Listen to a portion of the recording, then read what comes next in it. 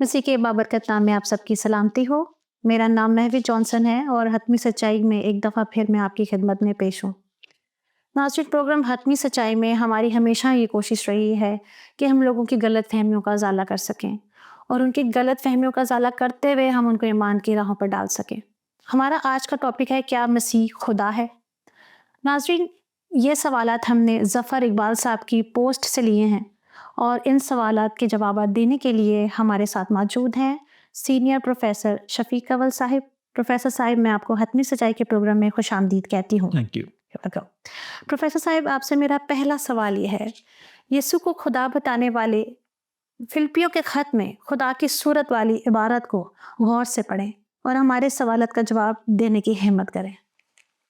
میں نے غور سے پڑھا ہوا، بلکہ کئی دفعہ پڑھا ہوا، اور بلکہ مجھے تو وہ بات بھی یاد آ گئی جو رسولوں نے کہی تھی کہ ہم نے مسیح یسوع کو دیکھا، اس کو چھوا، بلکہ ہم نے غور سے دیکھا اور ہم اس کے گواہ ہیں۔ تو ہم نے بھی مسیح یسوع کو ایکسپیرینس کیا اپنی لائف میں، اپنی منسٹری میں۔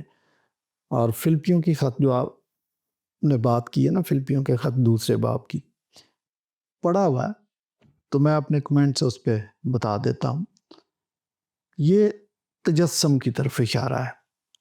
سب سے پہلی بات کہ یہاں پہ تجسم کی غرض و غایت کیا تھی کہ مسیح یسوع خدا تھے اور آسمان پر تھے، کیونکہ کفارہ دینے کے لیے اولڈ ٹیسٹامنٹ میں جو ہمیں پتہ چلتا ہے کہ وہ جو بر رہا وہ بے گناہ ہونا چاہیے، وہ بے عیب ہونا چاہیے، پھر ہی تو وہ اس کے خون بہائے جانے سے نجات ملے گی یا معافی ملے گی۔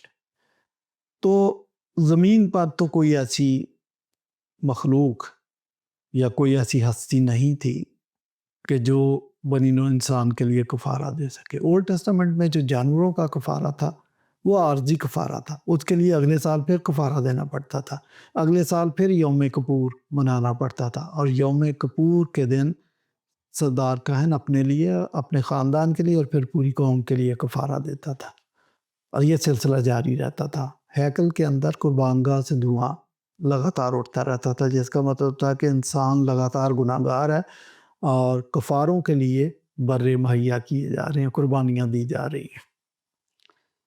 تو کسی ایسے کفارے کی ضرورت تھی، ایسے برے کی ضرورت تھی جو بے عیب بھی ہو اور وہ دائمی قربانی دے سکے۔ اس کے لیے خدا کی ذات یعنی بیٹا وہ تجسم اختیار کرتا ہے، کیونکہ بائبل کہتی ہے کہ بغیر خون بہائے معافی نہیں ہے۔ تو خون بہانے کے لیے اس کا جسم ہونا ضروری تھا، اس لیے مسیح یسوع نے تجسم اختیار کیا اور وہ آگے زمین پر اور بنی نوع انسان کی نجات کے لیے انہوں نے کفارہ دیا۔ کفارہ دینے کے بعد جب ان کو دفن کیا گیا تو ان کی ریزریکشن ہوئی ہے۔ ریزریکشن کا یہ مطلب ہے کہ اس سے پہلے انسان کا یہ تجربہ نہیں تھا کہ انسان مر جائے تو وہ دوبارہ زندہ بھی ہو سکتا ہے۔ تو مسیح یسوع نے دوبارہ زندہ ہونے کے بعد اپنی قدرت کو ظاہر جب کیا تو شاگردوں کو یہ پتہ چل گیا، ان کے پاس ایک زندہ امید آ گئی کہ اگر ہمارا آقا، ہمارا ٹیچر وہ مر گیا، دفن ہوا، تیسرے دن مردوں میں سے جی اٹھا، تو اس کے پاس اتنی قدرت ہے، ہم اس کے ماننے والے بھی اگر مر جائیں گے تو ہم بھی مردوں میں سے جی اٹھیں گے۔ ہمارا جو قیامت کا نظریہ ہے وہ اسی پہ بیس کرتا ہے۔ ہم جذباتی ہو کر یا جوش خطابت کے اندر یا رٹا لگا کر نہیں کہتے جی ہمارا قیامت پر ایمان ہے۔ ہمارا قیامت پر اگر ایمان ہے تو اس وجہ سے ہے کہ مسیح یسوع مر گیا، مسیح یسوع دفن ہوا اور تیسرے دن مردوں میں سے جی اٹھا۔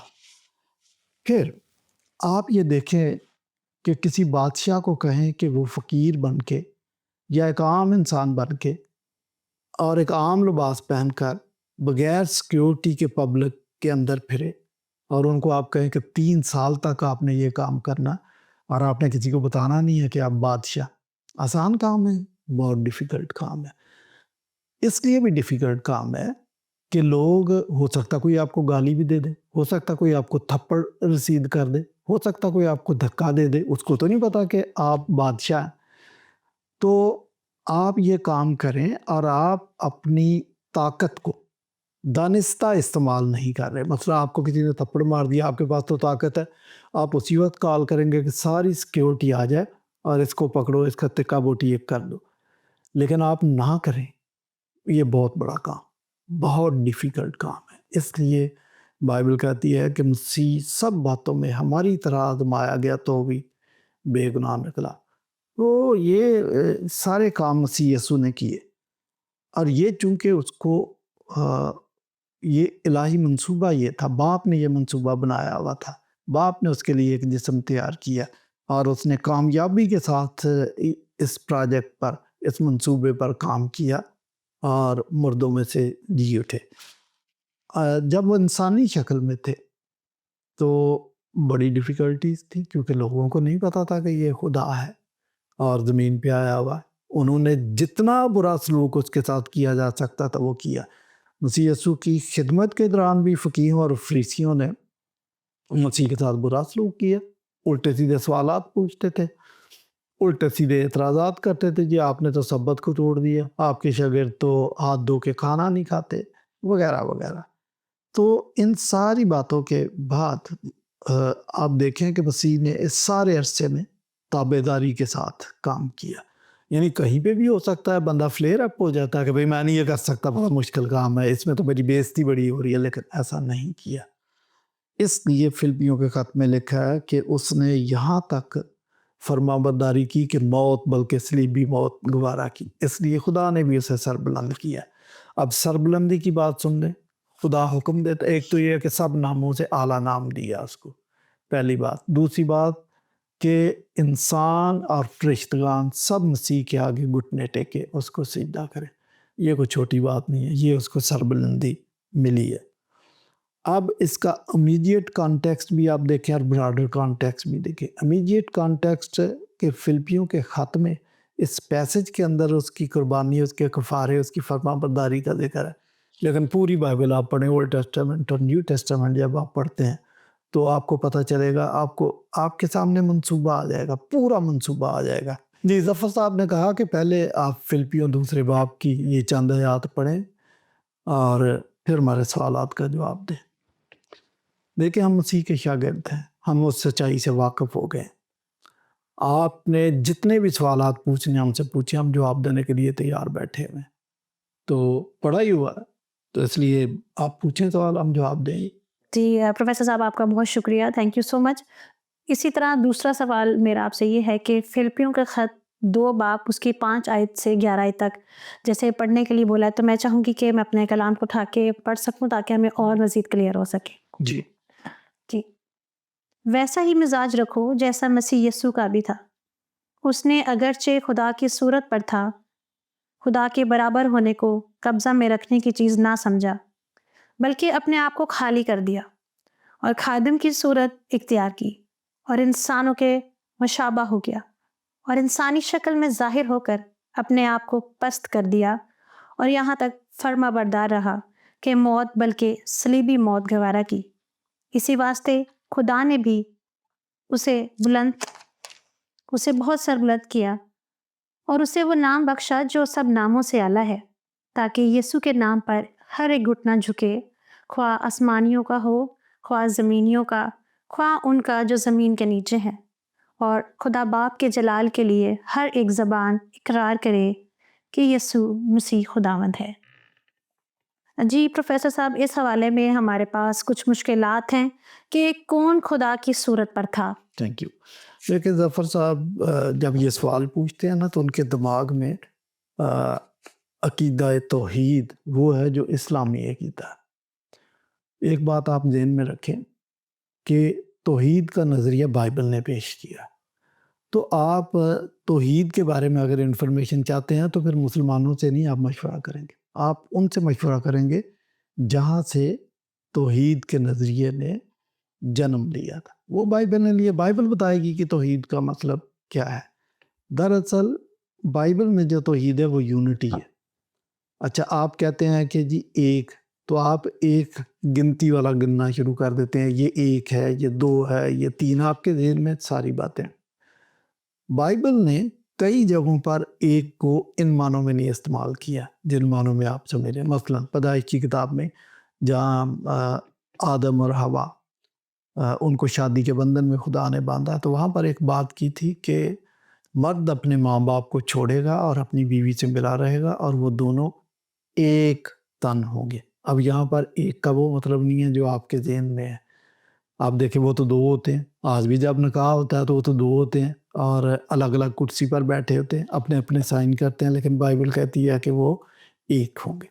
اسی طرح مسیح یسوع نے اپنے شاگردوں کے بارے میں یا ان کے سامنے کھڑے ہوئے کہ خدا سے مخاطب ہو کر کہا کہ اے باپ، ان کو بھی ایک کر جس طرح ہم ایک ہیں۔ اب آپ سمجھیں کہ یہ ایک کرنے کا مطلب کیا ہے، کہ وہ اس کے ایسنس کے اندر ایک ہے، الہی منصوبے کے اندر ایک ہے، مشن کے اندر ایک ہے، اور ان کے اختیار کے اندر وہ ایک ہیں۔ تو یہ چیزیں سمجھنا ہوتی ہیں۔ تو آپ نے کہا کہ جی کہ وہ کس کی صورت پر تھا؟ خدا کی صورت پر تھا، تو وہ کس کی صورت پر تھا؟ کیونکہ ہمارا نظریہ ہے کہ مسیح خود خدا ہے۔ اب جب آپ اپنی خود ساختہ توحید سامنے لاتے ہیں تو آپ کو یہ سمجھ نہیں آئے گا۔ ہم تو بہت کلیئر ہیں کہ خدا کی ذات تین شخصیات ہیں، باپ، بیٹا اور روح القدس۔ باپ کی اپنی پرسنالٹی ہے، ہم کہتے ہیں ڈسٹنکٹ پرسنالٹی ہے۔ بیٹے کی اپنی پرسنالٹی ہے، ڈسٹنکٹ پرسنالٹی ہے۔ روح القدس کی اپنی پرسنالٹی اور ڈسٹنکٹ پرسنالٹی ہے۔ تو پھر آپ کہتے ہیں جی کہ یہ کس کے بارے میں؟ تو بھائی یہ بیٹے کی بات ہو رہی ہے، ٹھیک ہے نا جی، کہ بیٹا خدا کی صورت پر تھا، بیٹا باپ کی صورت پر تھا۔ ہمیں تو بہت کلیئر ہے۔ آپ چونکہ نظریہ تثلیث کی مخالفت اپنے جنم سے ہی اپنے ساتھ لیے پھرتے ہیں، تو اس لیے آپ کو سمجھ نہیں آتی۔ ہمیں اس سوال میں کوئی ایسی قباحت نظر نہیں آتی، بہت سمپل ہے۔ بہت شکریہ پروفیسر صاحب۔ میرا تیسرا سوال آپ سے یہ ہے کہ کیا کوئی خدا کے برابر ہو سکتا ہے؟ یقیناً نہیں ہو سکتا۔ اگر آپ صرف اس سوال کی حد تک مجھ سے پوچھتے ہیں کہ کوئی خدا کے برابر ہو سکتا ہے یا نہیں، تو نہیں ہو سکتا۔ لیکن اگر آپ نظریہ تثلیث اور بائبل میں جو خدا کا نظریہ اس کو سمجھنے کی کوشش کرتے ہیں، تو پھر آپ میری بات سے اتفاق کریں گے کہ جب ہم کہتے ہیں کہ مسیح یسوع خدا کے برابر تھا، تو یہ نظریہ تثلیث ہم بیان کر رہے ہیں کہ باپ کامل خدا، بیٹا کامل خدا، روح القدس کامل خدا۔ تو پھر آپ کو بات سمجھ آ جائے گی۔ یوحنا 1:1 میں لکھا ہے کہ ابتدا میں کلام تھا، ابتدا میں لوگاس تھا، یہی لوگاس خدا کے ساتھ تھا اور یہ لوگاس خدا تھا۔ یا ابتدا میں کلام تھا، کلام خدا کے ساتھ تھا، یہی کلام خدا تھا۔ تو ہمیں تو کلیئر ہے، کیونکہ باپ بیٹا روح القدس ایتھنیسیس کے عقیدے کے مطابق یہ کیا کہتے ہیں کہ کامل خدا۔ اچھا، پھر کلسیوں میں 1:15 غالباً کہ مسیح یسوع اندیکھے خدا کی صورت پر تھا۔ پھر مسیح یسوع نے اناجیل کے اندر شاگردوں کو جواب میں کہا کہ جس نے مجھے دیکھا اس نے باپ کو دیکھا۔ جب شاگردوں نے یہ سوال اٹھایا، غالباً فلپس نے پوچھا کہ ہم باپ کو دیکھنا چاہتے ہیں، آپ اکثر اپنی باتوں میں باپ کا ذکر کرتے ہیں، تو وہی ہمیں دکھا دے۔ تو مسیح یسوع نے کہا تم نے اتنی دیر سے میں تمہارے ساتھ ہوں، تم نے مجھے نہیں دیکھا، باپ مجھ میں رہ کر کام کرتا ہے۔ تو اس طریقے سے مسیح بالکل باپ کے برابر ہے، وہ ایک دوسرے کو برابر ہے۔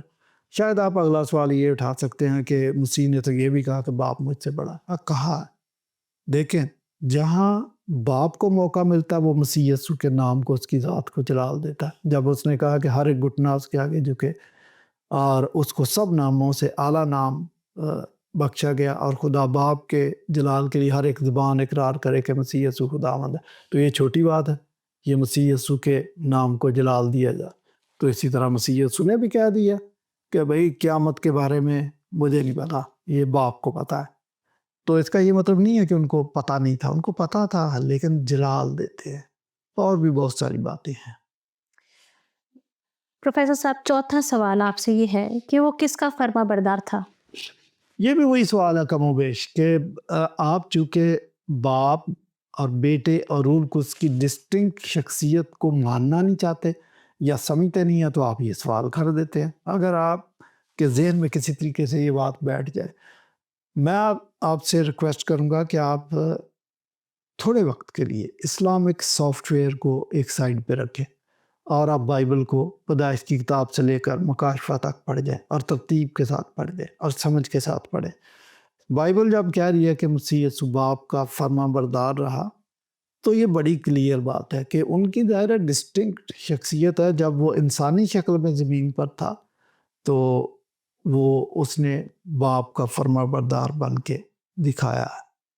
تو شاید میں نے آپ کو پہلے بھی بتایا تھا کہ اس نے کئی موقعوں پر آزمائش تھی اس کے پاس۔ مثلاً جب مسیح کی گرفتاری ہوئی ہے تو مسیح نے کہا کہ میں اگر چاہوں تو 12 تمن فرشتے منگوا سکتا ہوں۔ یہاں پر آزمائش تھی کہ سچ مچ منگوا لیتا اور وہ ان کا حملہ آوروں کا تکہ بوٹی کر لیتے، بندہ ہی نہ ملتا ادھر، لیکن مسیح نے نہیں کیا۔ یہی فرما برداری ہے۔ تو آپ کا کیا خیال ہے کہ جب مسیح نے پطرس کو کہا کہ اپنی تلوار میان میں کر، تو اس کو یہ بہت اچھا لگا؟ نہیں، اس کو اچھا نہیں لگا ہوگا کہ دیکھو بھی میں نے ایک تو کام شروع کر دیا تھا، آپ نے خود ہی کہا کہ بھائی تلوار اپنی میان میں کرو، اور یہی وجہ ہے کہ پھر شاگرد جا کر چھپ گئے تھے۔ مسیح ان سارے کاموں کو کر رہے تھے اور یہی فرما برداری تھی۔ اچھا، پھر دوسری باتوں میں بھی لکھا کہ وہ سب باتوں میں ہماری طرح آزمایا گیا تو بھی بے گناہ رہا۔ تو یہ سارا مسئلہ فرما برداری کا تھا کہ وہ کر رہے تھے فرما برداری۔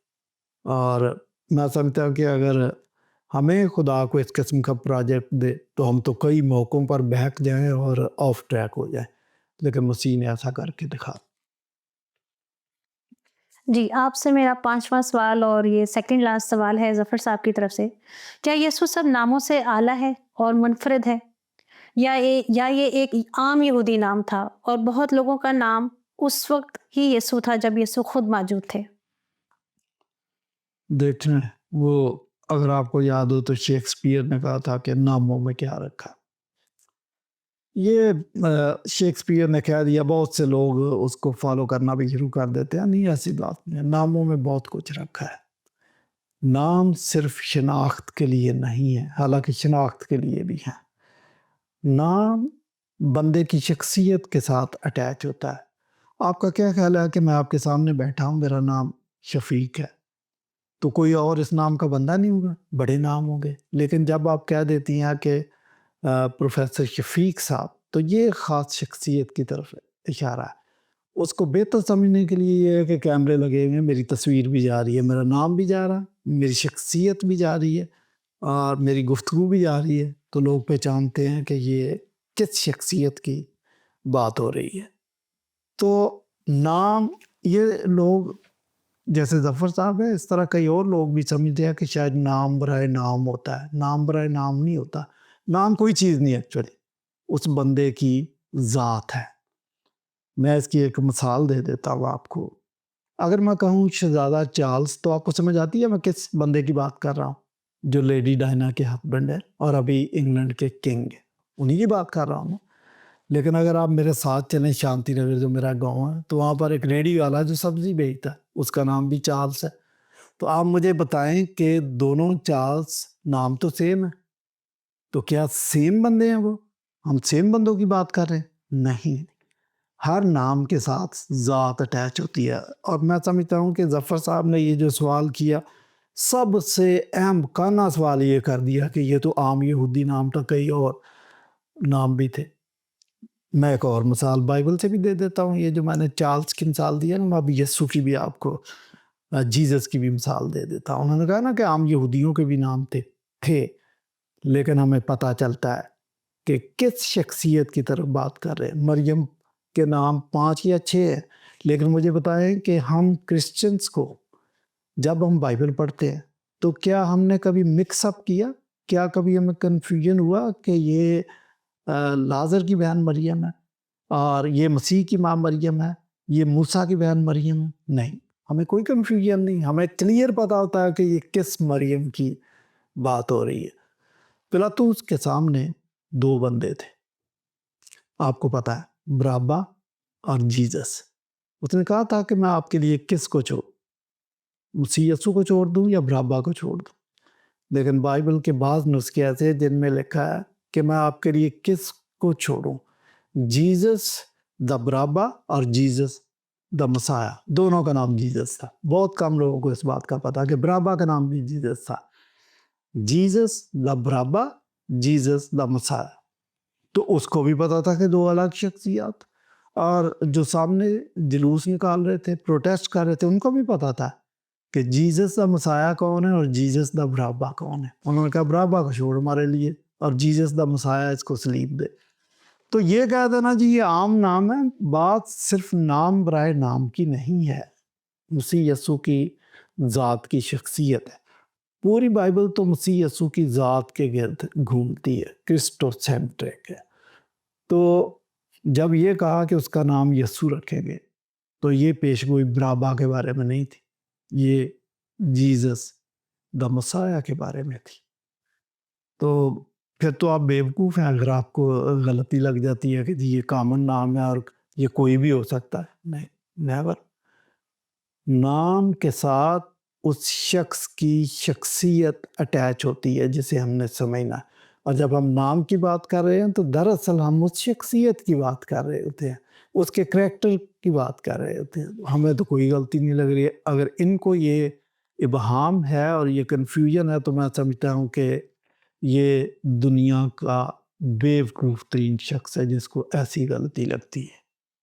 اگر یسوع خود خدا تھا تو اس خدا کو کون سر بلند کر رہا تھا؟ اگین آپ کے ویسے ہی سوال ہیں. جب پہلا سوال آپ نے غلط پوچھ لیا نا تو جتنے بھی یہ 6 کے 6 سوال دراصل غلط فہمی کا، مغالطوں کا شاخسانہ ہے. آپ کہہ رہے ہیں کہ جی کون سر بلند کر رہا تھا. اگر آپ تثلیث کے نظریے کو جانتے ہیں تو پھر باپ بیٹے کو سر بلند کر رہا تھا، کوئی کنفیوژن نہیں. بہت شکریہ. ایک آخری سوال ہے میرا آپ سے کہ مسیح یسوع نے براہ راست کیوں نہیں یہ کہہ دیا کہ میں خود خدا ہوں؟ آپ کا مطلب یہ ہے کہ مسیح اشاروں کنایوں میں تو بات کر رہے تھے اور ان کے کاموں سے ایسا پتہ چلتا تھا کہ وہ خدا ہیں، لیکن وہ براہ راست ایسا کوئی اعلان کیوں نہیں کر رہے تھے؟ دیکھیں، مسیح یسوع کی مخالفت تھی اور مسیح کے مخاطبین اس کو انسان ہی سمجھ رہے تھے، اور ان کے عقائد کے مطابق، ان کی عادتوں کے مطابق اگر کوئی انسان یہ اعلان کرے کہ میں خدا ہوں تو وہ اس کو سنسار کریں گے، پہلا کام یہ کریں گے. مسیح یسوع یہ بات اچھے طریقے سے سمجھتے تھے، اس لیے ان کو پتا تھا کہ اگر میں نے براہ راست کہہ دیا تو یہ نہیں مجھے پکڑیں گے اور مشن رک جائے گا. میں ایک کام کرنے آیا ہوں، اور نہ صرف یہ ہے کہ اس مشن کو کمپلیٹ کرنا تھا بلکہ وہ مشن شاگردوں کو اور آنے والی نسلوں کے سپرد بھی کرنا تھا. اس وجہ سے وہ اشاروں کنایوں میں بات کر رہے تھے. اچھا، لیکن آپ ان کے دعوے دیکھیں، آپ ان کے کام دیکھیں، ان کے سارے کاموں سے یہ پتہ چل رہا تھا کہ یہ خدائی دعویٰ کر رہے ہیں، لیکن ایسی کوئی سٹیٹمنٹ دانستہ طور پہ نہیں دے رہے تھے تا نہ ہو کہ وہ ان کو ادھر ہی پکڑیں. تو ان کو بھی پتہ تھا، اس لیے وہ اس تلاش میں تو تھے کہ ہمیں کوئی ایسا فکرہ، کوئی ایسی بات ہمارے ہتھے لگے تو ہم اس کو فوراً سنسار کریں. وہ غالب کا ایک شعر ہے کہ شرع و آئین پہ مدار سہی، ایسے قاتل کا کیا کرے کوئی. تو مسیح کے متعلق بھی یہی کہتے تھے کہ بھائی ہم اس کا کریں کیا، یہ قتل بھی کیے جا رہا ہے لیکن کوئی پکڑائی بھی نہیں دے رہا، ہم کریں کیا. لیکن آخری ہفتے میں مسیح یسوع نے یہ طریقہ اختیار کیا تھا کہ وہ بہت کلیئر باتیں کرنا شروع ہو گئے تھے. اور مثلا جب سردار کاہن نے پوچھا کہ تو نے یہ بیان دیا، تو اس نے کہا کہ ہاں تو نے تو خود کہہ دیے خدا کے بیٹے کے متعلق.